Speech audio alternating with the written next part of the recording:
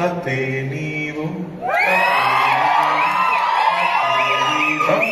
పాడనా కథే నీవు కథే నేను కథే గీతం పాడనా కలైనా కలైనా కలులలో చూడనా. రోలెక్స్ స్క్రిప్ట్ ఇచ్చాను. రోలెక్స్ గారు చదివారు. అన్నయ్యకి చాలా నచ్చింది. అన్నయ్య అడిగారు, ఇలాంటి స్క్రిప్ట్స్ నీకు మాత్రం ఇలా దొరుకుతుందా అని అడిగారు.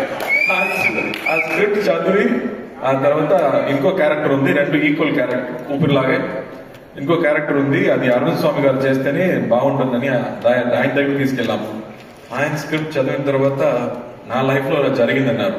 సార్ అని చెప్తే ఇది విలేజ్ స్క్రిప్ట్ సార్, మీరు చూస్తే ఎలా అమెరికాలో పుట్టి అమెరికాలో పెరిగినట్టు ఉన్నారు, మీకు ఎలా సార్ సెట్ అయిందని అడిగాను.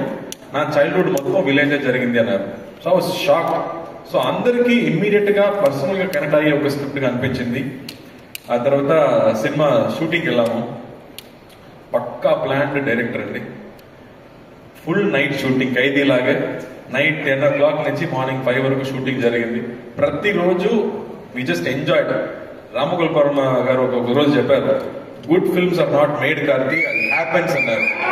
అలాగే ఈ సినిమా కూడా ఇట్ హ్యాపెండ్.